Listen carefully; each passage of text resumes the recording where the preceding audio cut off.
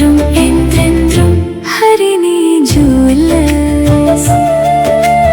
என்றும் என்றென்றும் ஹரிணி ஜுவல்லர்ஸ். அழகும் அன்பும் சேரும் இடம் ஹரிணி ஜுவல்லர்ஸ். சிந்தாமணி பஜார், அண்ணா சிலை அருகில், திருச்சி. அங்குசம் நேயர்களுக்கு வணக்கம். நியோமேக்ஸ் வழக்கு விவகாரத்துல ஜூன் 19ஆம் தேதி வெள்ளிக்கிழமை நடைபெற்ற அந்த நீதிமன்ற விசாரணையில சுமார் ஒரு 4 மையமான விவகாரங்கள் குறித்து கொஞ்சம் ஆழமாகவே விவாதிக்கப்பட்டிருக்கு. முதல் விஷயம், கடந்த விசாரணைகள்ல தொடர்ந்தது போல இந்த முறையும் சிலர் ஏலத்துல பங்கேற்று ஒன்றுக்கு மேற்பட்ட இடங்களை எடுத்துட்டு இதுல எனக்கு ஒண்ணு மட்டும் போதும், மிச்சம் 2 எனக்கு வேணாம் அப்படின்னு சொல்லி மெமோ கொடுக்கறது அப்படிங்கிறது தொடர்ந்தது. குறிப்பா இந்த முறை பெருமாள் மற்றும் சுரேஷ் ஆகிய 2 பேர் அது போல ஒரு மெமோவை தாக்கல் செய்திருந்தாங்க. அவங்களுக்கு அவங்க எத்தனை பிளாட்டுகள் வேண்டான்னு சொல்லி ரிஜெக்ட் பண்ணாங்களோ அந்த ஒரு ஏலத்துக்கும் 25,000 ரூபாய் ஃபைன் போட்டு அதை ஒப்புதல் கொடுத்திருக்கிறாரு. இனிமேட்டுக்கு இது போல ஏலத்துல பங்கேற்று ஒரு இடத்தை எடுத்துட்டு இது வேணான்னு மெமோ யாரு கொடுத்தாலும், அது பாதிக்கப்பட்ட முதலீட்டாளரா இருந்தாலும் அந்த 25,000 பக்கத்துல ஒரு 0 சேர்த்துக்க போறேன், 2.5 லட்சம் ஃபைன் போட போறேன் அப்படின்னு கரார் காமிச்சிட்டாரு. அது மட்டும் இல்லாம நான் என்ன 20 வருஷத்துக்கு முன்னாடி இருக்கிறேன்னு இவங்க நினைச்சுக்கிட்டாங்களா அப்படிங்கிற மாதிரியான ஒரு வாசகத்தையும் அவர் பயன்படுத்த தவறல. பல்சுவை வார இதழாக வியாழந்தோறும் வெளியாகிறது உங்கள் அங்குசம் செய்தி. ஆண்டு சந்தா வெறும் 500 மட்டும்தான். 9488420225 எண்ணுக்கு ஜிபே, போன்பே மூலமாகவும் சந்தா செலுத்தலாம். இதே ஏல விவகாரம் தொடர்பா கல்ஃப் கண்ட்ரியில இருந்து செந்தில் முருகன் அப்படிங்கிறவரு ஆன்லைன்ல கருத்துக்களை பதிவு பண்ணியிருந்தாரு. அதாவது அவர் ஒரு 71 லட்சம் ரூபாய் மதிப்புள்ள ஒரு இடத்தை அவர் ஏலத்துல பங்கேற்று எடுத்திருக்காரு. அவருடைய பாண்டினுடைய மதிப்பு 40 லட்சம். 40 லட்சத்துக்கு பாண்டை கழிச்சிட்டு மிச்சம் இருக்கக்கூடிய 31 லட்சத்தை அவர் கட்டிட்டாரு. எப்போ எனக்கு சேல் டீட் போட்டு கொடுப்பீங்க, சீக்கிரம் கொடுத்தீங்கன்னா என் பிரச்சனையை நான் சால்வ் பண்ணிடுவேன், எனக்கு தலைக்கு மேல பிரச்சனை இருக்கு அப்படின்னு ஒரு வாதத்தை அவர் முன் வச்சாரு.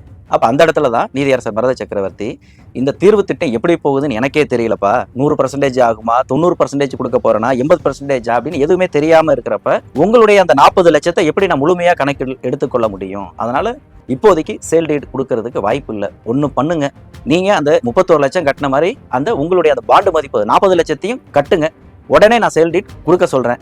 இதெல்லாம் இந்த ப்ராசஸ்லாம் முடிஞ்சிச்சுன்னா எப்படியும் அந்த 40 லட்சம் உங்களுக்கு கண்டிப்பா திருப்பி வரத்தான் போகுது அப்படிங்கிற மாதிரியான ஒரு விளக்கத்தை அவர் கொடுத்துட்டாரு. அப்ப இந்த 2 விவகாரங்களும் ஒரு விஷயத்த இன்னும் தெளிவுபடுத்தப்படாம இருக்குங்கிறத சுட்டி காட்டியிருக்கு. அதாவது இந்த ஏல நடைமுறை குறித்து பாதிக்கப்பட்ட முதலீட்டாளர்கள்ட்ட ஒரு முழுமையான ஒரு புரிதல் இன்னமும் இல்லாம இருக்குங்கிறத தான் இந்த விவகாரங்கள் தொடர்ந்து சுட்டி காமிச்சிட்டு இருக்குது. இன்னும் சொல்ல போனா இந்த எம்எஸ்டிசி நடத்தக்கூடிய அந்த ஏல நடைமுறையில பங்கேற்கிறது அப்படிங்கிறது நல்லா படிச்சவங்களுக்கே கூட கொஞ்சம் தலகிறுக்க இருக்க வைக்கிற மாதிரியான கொஞ்சம் அந்த நடைமுறைகளை கொண்டதாகத்தான் இருக்குது. அப்ப அந்த நடைமுறைகள்லாம் தெரிஞ்சுக்கிட்டு அவங்க ஏலத்துல பங்கேற்கிறது அப்படிங்கிறது சற்று சாத்திய குறைவாகத்தான் இருக்கு அப்படிங்கறத தான் நாம பாக்குறோம். அதாவது இந்த ஏல விவகாரத்துல பாண்டுக்கு லேண்ட் அப்படிங்கிற அந்த டேர்ம்ஸ்ல 100% தன்னுடைய பாண்டு மதிப்புல ஒருத்தர் ஏலத்தை தேர்வு செய்து கொள்ள முடியுமா அப்படிங்கிறது ஒரு சந்தேகம்.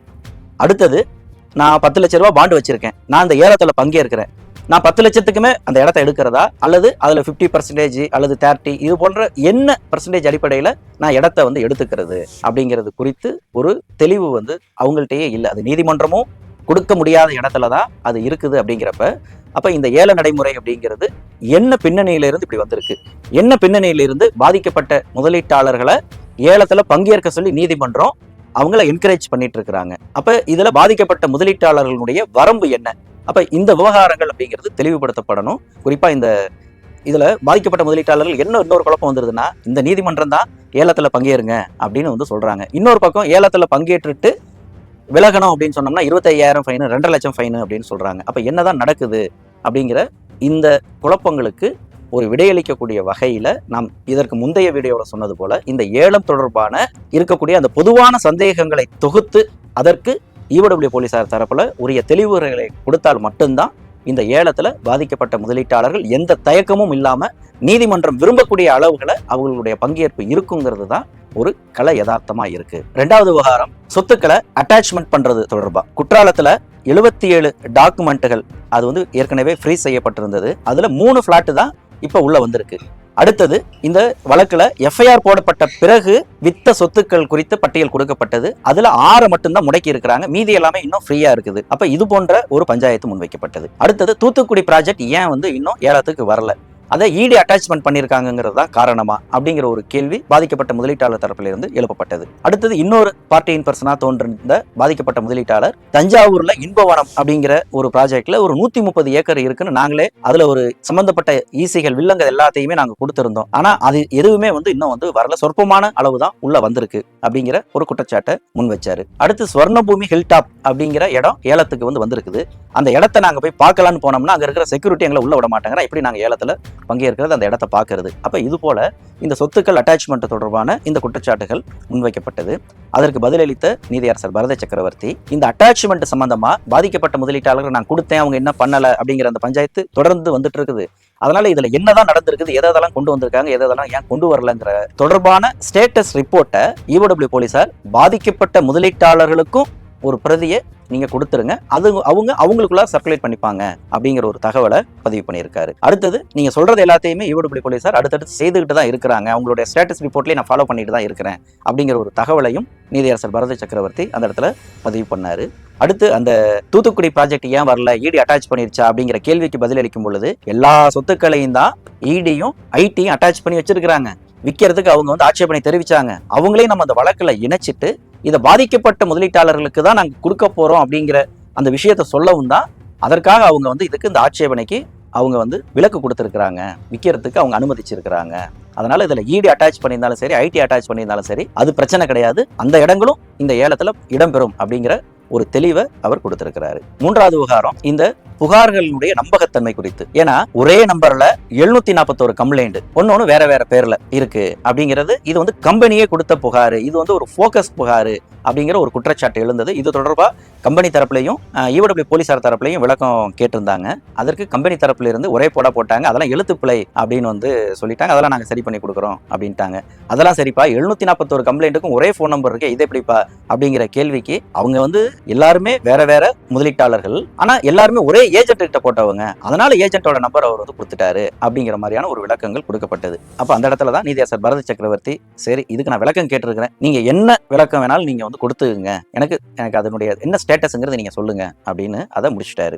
பாதிக்கப்பட்ட முதலீட்டாளர்கள் தரப்பிலிருந்து இதுல இருக்கக்கூடிய சந்தேகங்களை கொஞ்சம் கடுமையாகவே முன் வச்சாங்க. அதாவது இது போல 10,173 கம்ப்ளைண்ட்ஸ் இந்த மாதிரி தான் இருக்குது. 2013 கொடுத்த பாண்ட் எல்லாத்தையும் இதுல கொண்டு வந்திருக்காங்க. ஆனா நியோமேக்ஸினுடைய கடந்த கால நடைமுறை அப்படிங்கிறதே என்னன்னா 3 வருஷத்துக்கு ஒரு முறை அவங்க கொடுத்த பாண்டை அவங்களே திருப்பி ஒரிஜினல் பாண்டை திருப்பி வாங்கிக்கிட்டு தான் திரும்ப ரீஇன்வெஸ்ட்மெண்ட் பண்றதா இருந்தாலும் புது பாண்டை அவங்க இஷ்யூ பண்ணுவாங்க. அப்ப இது போல எங்ககிட்ட ஏற்கனவே வாங்கி அவங்க அடுக்கி வச்சிருந்த பாண்ட் எல்லாத்தையும் இப்போ மறைமுகமா EOW ஆபீஸ்ல அவங்க ஏஜென்ட் பேர்ல புகாரை உள்ள தள்ளிட்டாங்க அப்படிங்கிற ஒரு குற்றச்சாட்டை வெளிப்படையாகவே முன் வச்சாங்க. அது மட்டும் இல்லாமல் இன்னொரு பாதிக்கப்பட்ட முதலீட்டாளர் எங்களுக்கு கிடைக்கக்கூடிய அந்த தீர்வு தொகையை அந்த டிவிடெண்டை உடைக்கிறதுக்காகத்தான் இவங்க இப்படி ஒரு வேலையை செஞ்சிருக்கிறாங்க அப்படிங்கிற ஒரு குற்றச்சாட்டை முன்வைத்தாரு. இந்த இடத்துல நீதியரசர் பரத சக்கரவர்த்தி அதை மறுக்கல, அக்ரி வித் யூ அப்படின்னு சொல்லி அதை ஏத்துக்கிட்டாரு. உங்களோட பிரச்சனை என்ன, இந்த புகாரெல்லாம் சிக்கலுக்குரியது, அவங்களே கொடுத்த ஃபோக்கஸ் கம்ப்ளைண்ட் அப்படிதான் நீங்க சொல்றீங்க, ரைட், அதுக்கு தான் நான் விளக்கம் கேட்டிருக்கிறேன். உங்களோட அந்த பதில்களை இதுல தெளிவு பெறாம அடுத்த கட்டத்துக்கு நான் போக மாட்டேன். இன்னும் நமக்கு முதல்ல பணம் வரட்டும், இந்த ப்ராசஸை நம்ம தள்ளுவோம். அதற்கு அடுத்தது இந்த ப்ராசஸை நம்ம தொடங்குவோம். ஒரு கமிட்டியை ஃபார்ம் பண்ணலாம். அந்த கமிட்டிக்கு நம்ம இந்த இன்ஸ்ட்ரக்ஷனை கொடுக்கலாம். நீங்க என்னெல்லாம் சொன்னீங்களோ அதெல்லாம் உங்களுக்கு இன்ஸ்ட்ரக்ஷனா கொடுத்துடலாம். இந்த மாதிரிலாம் இருந்தா மட்டும்தான் அந்த புகாரை ஏத்துக்கணும், இப்படிலாம் இருந்தா அது ஃபோக்கஸ் புகார் அப்படிங்கிறதுக்கான அந்த வழிமுறைகளை கொடுத்து அதை நம்ம சரி பார்த்துட்டு தான் உண்மையான பாதிக்கப்பட்ட முதலீட்டாளர் அப்படிங்கிறத உறுதிப்படுத்திட்டு தான் அவங்களுக்கு நான் பணத்தை பிரித்து கொடுக்குற வேலையை செய்வேன் அப்படிங்கிறதுக்கு ஒரு உத்தரவாதத்தை, ஒரு தெளிவை நீதியரசர் பரத சக்கரவர்த்தி இந்த விசாரணையில பதிவு பண்ணியிருக்காரு. நிறைவா பார்ட்டியின் பெர்சனா நேரில் ஆஜராகி இருந்த ஒரு பாதிக்கப்பட்ட முதலீட்டாளர் ஒரு முக்கியமான விஷயத்தை நீதிமன்றத்தினுடைய கவனத்துக்கு கொண்டு வந்தாங்க. அதாவது இந்த போக்குல உண்மையான புகார்தாரர்கள் எத்தனை பேர், அவர்களுடைய அந்த புகாரினுடைய மதிப்பு எவ்வளவு முதலீடு செய்திருக்கிறாங்க, அடுத்தது நிறுவனத்தினுடைய அந்த சொத்துக்களினுடைய மதிப்பு என்ன, இது ஒண்ணு. ரெண்டாவது, இந்த நியோமேக்ஸ் தொடர்பான இந்த சொத்துக்கள் எல்லாத்தையுமே முடக்கம் பண்ணி ஆகணும், அட்டாச் பண்ணி ஆகணும். அதுக்கப்புறம் தான் இந்த நீதிமன்றம் இதை எப்படி இவங்களுக்கு பிரிச்சு கொடுக்க போகுது அப்படிங்கிற தீர்வு திட்டம். அப்ப இந்த 3 விவரங்கள் இல்லாம இந்த வழக்குல பாதிக்கப்பட்ட முதலீட்டாளர்களுக்கு எந்த ஒரு தீர்வையும் கொடுக்க முடியாது. ஆனா இதுல இன்னும் கட்டத்தையே நம்ம தாண்டாம தான் இருக்கோம், அதுலயே ஒரு முடிவுக்கு வராம தான் இருக்கிறோம். இப்படி போச்சுன்னா எப்படி அப்படிங்கிற மாதிரியான ஒரு சந்தேகத்தையும் ஒரு கேள்வியையும் அவங்களுடைய ஆதங்கத்தையும் அவங்க பதிவு பண்ணியிருந்தாங்க. அந்த இடத்துல நீதியரசர் பரத சக்கரவர்த்தி நீங்க சொல்றது வாஸ்தவம் தான், இது எல்லாத்தையும் கணக்கில் எடுத்துக்கிட்டு தான் இந்த தீர்வு திட்டம் அப்படிங்கிறது வந்து இருக்கும். அதை நோக்கி தான் இந்த வழக்கு அப்படிங்கிறது பயணப்பட்டு இருக்குங்கிறத அவர் பதிவு செய்திருக்காரு. அடுத்தது இதுல இந்த நடைமுறை சிக்கல்கள் இருக்கு அப்படிங்கிறது நீங்க கணக்கில் எடுத்துக்கணும். இந்த சொத்துக்கள் எல்லாத்தையும் விற்கிறதுக்கே பல வருஷம் ஆகும் போல அப்படிங்கிறதையும் அவர் வந்து பதிவு பண்ணியிருக்காரு. இன்னும் சொல்ல போனா அதே நபர் இந்த செட்டில்மெண்ட் சாஃப்ட்வேர்ல ஏன் வந்து ஒரு டெவலப்மெண்ட்டே வந்து வரல, இதுல ஈவோடபிள்யூ போலீசார் ஒத்துழைக்கலையா அப்படிங்கிற ஒரு கேள்வி எழுப்பியிருந்தாங்க. அதற்கும் நீதியரசர் பரத சக்கரவர்த்தி அதெல்லாம் இல்லை, எல்லாமே நான் போன ஹியரிங்ல கூட நான் கேட்டிருக்கேன், அது ஃபாலோஅப்ல தான் இருக்குது. அந்த சாஃப்ட்வேர் கம்பெனிக்கு ஒரு 8 லட்சம் ரூபாய் அரசு நிறுவனத்துக்கு வந்து கொடுக்கணும்னு சொல்லி ஆர்டர் போட்டிருக்கு. அப்போ அதை கொடுத்துட்டு அவங்க சாஃப்ட்வேர் வந்து ரெடி பண்ணிடுவாங்க, அதெல்லாம் கணக்கில் தான் இருக்கு அப்படிங்கிறதையும் அவர் பதிவு பண்ணியிருக்கிறாரு. நிறைவா அந்த பார்ட்டியின் பர்சனா தோன்றினவங்க ஒரு முக்கியமான அடுத்த ஒரு கோரிக்கையை முன் வச்சிருந்தாங்க. அதாவது டிஆர்ஓ அந்தஸ்துல ஒரு நிரந்தர அதிகாரியை நியமிக்கணும் அப்படிங்கிற ஒரு விஷயத்தை, அதையும் நீதியரசர் பரத சக்கரவர்த்தி அது தொடர்பாக ஏற்கனவே நம்ம பேசியிருக்கிறோம், அது என்னுடைய நினைவிலையும் இருக்குது. இது தொடர்பாக உயரதிகாரிகள்ட்டையும் நான் தனிப்பட்ட முறையில் நான் பேசியிருக்கிறேன். உங்களுடைய அந்த கோரிக்கைகள் எல்லாமே கணக்கில் எடுத்துக்கொள்ளப்பட்டிருக்கு அப்படிங்கிற ஒரு நம்பிக்கையையும் நீதியரசர் பரத சக்கரவர்த்தி கொடுத்திருக்கிறாங்க. இந்த வழக்குங்கிறது இனி வெள்ளிதோறும் விசாரணைக்கு எடுத்துக்கொள்ளப்படும்னு அறிவித்ததிலிருந்து இன்று நடந்தது 2வது விசாரணை. அடுத்த விசாரணை வெள்ளிக்கிழமை, அரசு விடுமுறையை முன்னிட்டு வியாழக்கிழமையே வழக்கு விசாரணைக்கு எடுத்துக்கொள்ளப்படும் அப்படின்னு அறிவிச்சிருக்காரு. அன்றைய தேதியில் என்ன நடக்குதுங்கிறத தொடர்ந்து பேசலாம். நன்றி. எக்ஸல் குரூப்ஸ் மாறு மாற்று மக்களுக்கான நேர்மையான சமூக பணி என்றும் தொடரும். Excel groups Muruganandam.